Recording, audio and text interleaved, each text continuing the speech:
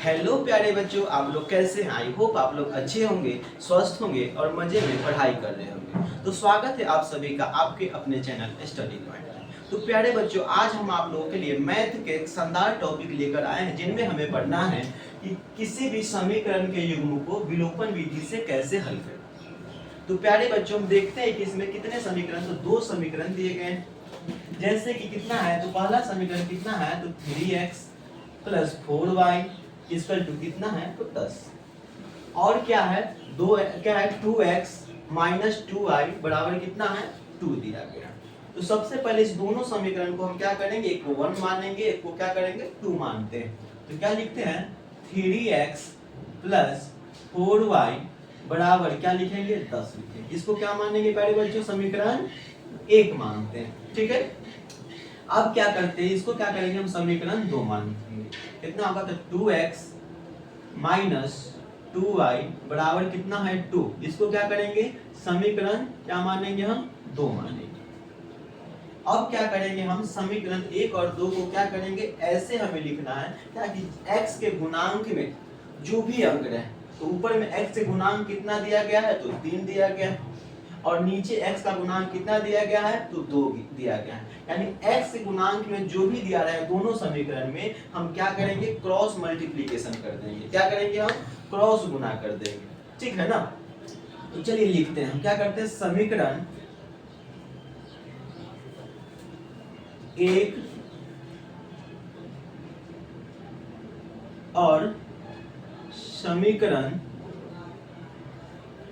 करते हैं समीकरण 1 और 2 से। ठीक है प्यारे बच्चों, क्या है, समीकरण 1 में क्या दिया गया है, तो 3x प्लस 4y बराबर 10। फिर समीकरण 2 में क्या दिया गया है, तो 2x माइनस 2y बराबर 2। तो प्यारे बच्चों, हम क्या बताए थे, x के गुणांक में जो भी अंक रहे, तो x के गुणांक में ऊपर कितना दिया गया है, तो 3 दिया गया, और नीचे x के गुणांक में कितना है, तो 2। तो क्या करना हमें कि x के गुणांक में जो भी रहे उसमें हमें क्या करना है, क्रॉस मल्टीप्लिकेशन यानी कि गुना कर देना है। ठीक है ना। तो क्या करेंगे, ऊपर में कितना x का गुणांक है 3 और नीचे कितना है x का गुणांक, तो 2। तो 2 को क्या करेंगे, हम ऊपर में गुना कर देंगे समीकरण में, और 3 को क्या करेंगे, हम नीचे से गुना कर देते हैं। ठीक है, तो करते हैं, यानी 2 को किससे, समीकरण 1 में पूरे को गुना कर देना है, और 3 को क्या करना है, समीकरण 2 में पूरे से गुना करना है, यानी कि सभी समीकरण में गुना करना है। तो लिखते हैं, तो क्या करेंगे, 2 का गुना किससे करेंगे, सभी में करना है हमें, तो करते हैं। ठीक है, तो 2 से गुना करेंगे कितना होगा, 2 तिया 6x प्लस 4 को 2 से करेंगे तो कितना होगा, 8y, फिर बराबर 10 को 2 से करेंगे तो कितना होगा, 20।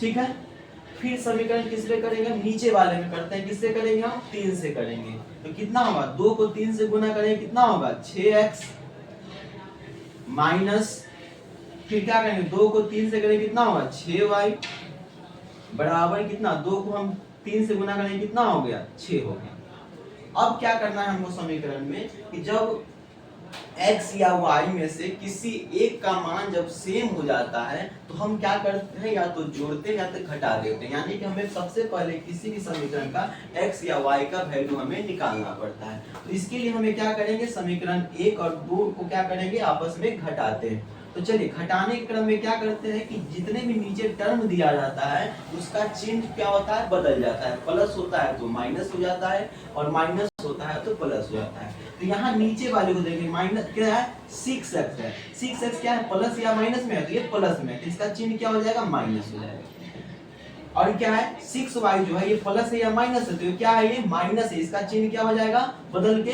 प्लस हो जाएगा। और ये 6 जो है ये प्लस है या माइनस है, तो ये क्या है, प्लस है, तो इसका चिन्ह क्या हो जाएगा, माइनस हो जाएगा। अब क्या करेंगे, दोनों समीकरण को क्या करेंगे, घटाएंगे। यानी कि 6x में से 6x गया तो क्या हो जाएगा, ये कट जाएगा आपस में, 0 हो गया।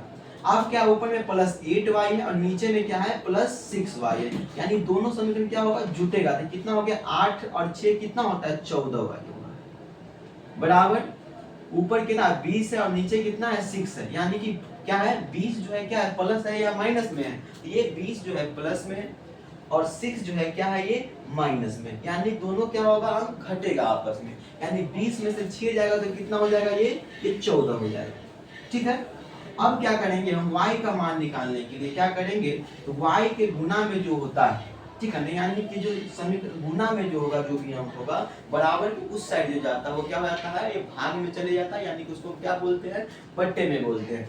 ठीक है, तो y के गुना में कितना है 14 है, तो उस साइड जाएगा तो क्या हो जाएगा ये 14/14, यानी कि आपस में जब कट जाएगा तो कितना होगा ये 1 हो जाएगा। ठीक है ना, अब प्यारे बच्चों में जैसे ही हमको y का मान निकल गया या तो x का मान निकले, हमें उससे कोई बात नहीं, हमें यहाँ पे किसका मान निकला है तो y का मान निकला है।